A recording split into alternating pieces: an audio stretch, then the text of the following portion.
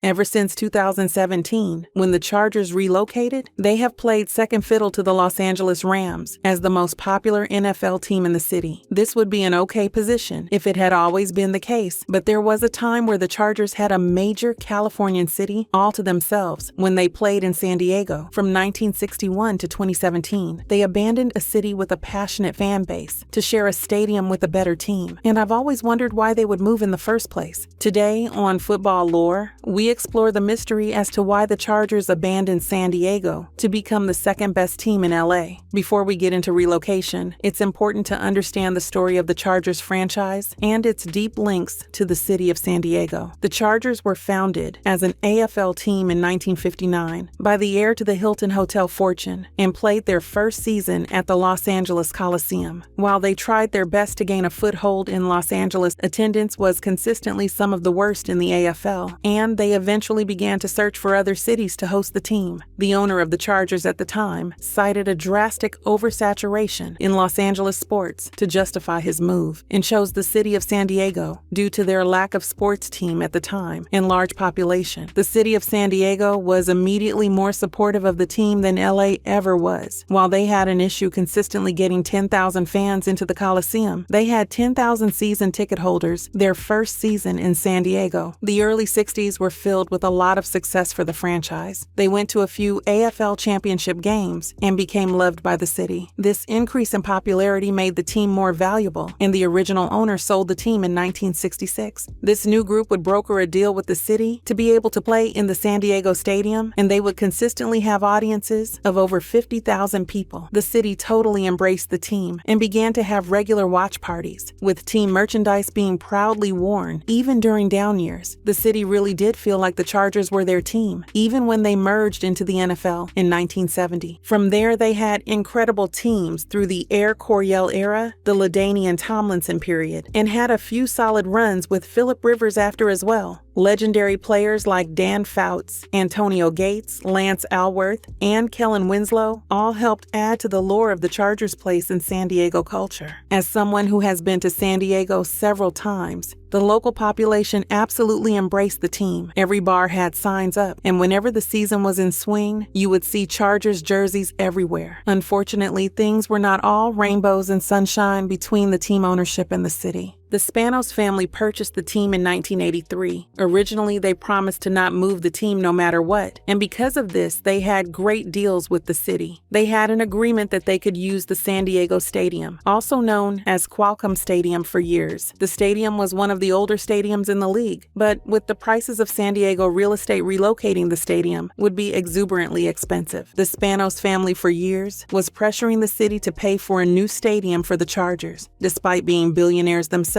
they expected the San Diego taxpayers to foot the bill for a new stadium in the middle of downtown San Diego. This was on trend for sports teams in recent years, but it doesn't make sense from an investment perspective. Most major franchise owners are multi-billionaires. The Spanos family fits that bill, and asking a city to fund your stadium instead of projects that actually help the city is insanely out of touch. Most supporters will claim that stadium projects help bring tons of jobs and economic activity to a city, but a study done by the Brookings Institute found that new stadiums did not generate a meaningful increase in tourism or job creation. Despite this, the Spanos family became increasingly angry at the stadium situation, regardless of attempts at improving the stadium. The city of San Diego understood that Qualcomm Stadium was one of the oldest in the league and genuinely did want to reach a mutually beneficial solution to keep the team in the city. The Chargers, however, wanted to make demands that were extremely unrealistic. This came to a head in the middle of the 2010s when Dean Spanos announced that the city would either have to foot the bill for a new stadium or he would be moving all operations to Los Angeles. This threat made no sense, considering college teams like USC and UCLA are more popular than the Chargers in Los Angeles, but the city was terrified of losing the team they had grown to love. They would bend over backwards to try to make a deal. The city of San Diego offered the Chargers a lease of the land that Qualcomm Stadium is on to rebuild a stadium for $1 for 99 years. This would allow the team to rebuild a brand new facility on the same land without any cost for the space, and also make the stadium operate without a land loan for the first 100 years of its operation. This was a great offer, but it wasn't the free stadium the owners expected. They really wanted the city to put up $1.8 billion to help fund a brand new complex in the middle of downtown San Diego. The Spanos family had owned the team since the 80s and had plenty of chances to buy up downtown real estate at cheap prices, but now expected taxpayers to foot the bill to build a sports complex just blocks from Petco Park downtown. The lot of land they had in mind specifically belonged to the San Diego bus yard, and there was no other location that made sense downtown to relocate the public transport hub. San Diego told the Spanos family there was no way they could foot the bill and give up the land they wanted, but they had another offer that the Chargers should consider. The Spanos family was not thrilled their offer had been declined, but decided to hear out the alternative the city had created. They offered an undisclosed amount to the Spanos family if they chose to build a new stadium in Mission Valley instead of downtown.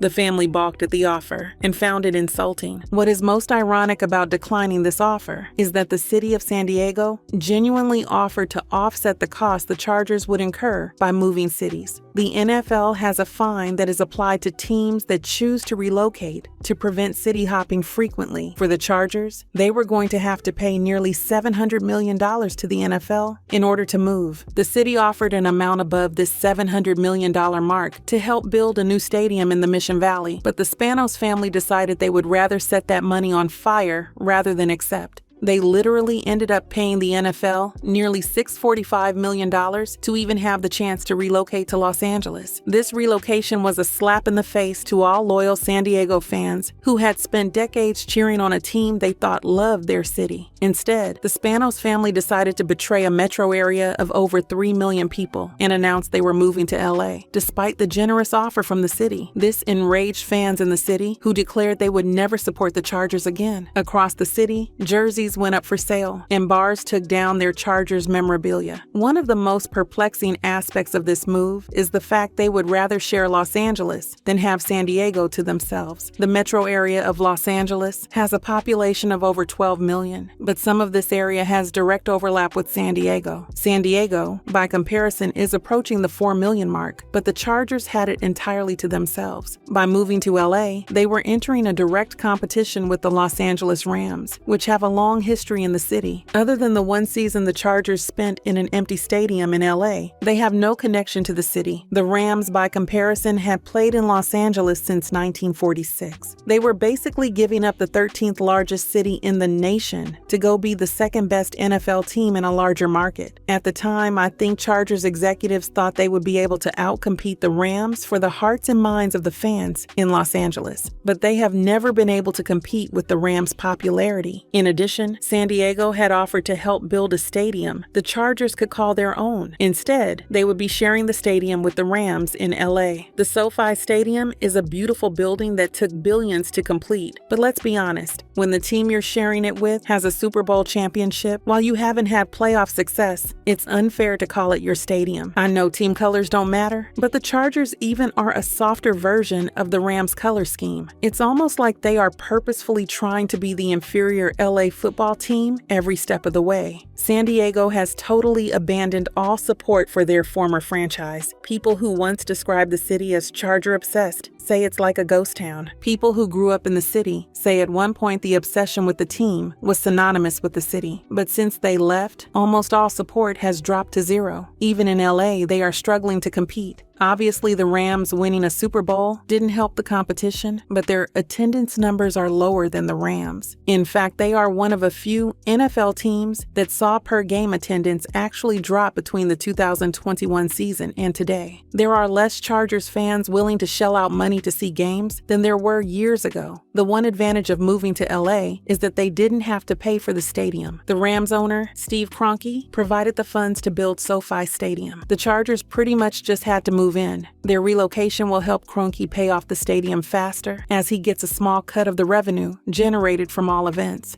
Basically, they are helping pay off the loan for the Rams while being the second best team in LA. Overall, the Chargers forced their way out of San Diego because the taxpayers were not willing to flush billions down the toilet to build them a brand new stadium in the location they wanted. The city was totally willing to help cover some of the cost, but the Spanos family instead decided to spend almost $700 million to relocate to LA instead. While SoFi Stadium is an absolutely beautiful facility, it doesn't justify totally abandoning a major market that had been loyal to you for decades. Since moving to LA, they haven't had a noticeable increase in fan support, and they also have not had an increased level of success. They remain one of the few NFL franchises to never win a Super Bowl, despite the Rams achieving that since moving to LA. There have been think pieces floating the possibility of the team moving back to San Diego, since the move has not been as profitable as expected. The best example of this is to compare franchise values from before and after the move. In 2015,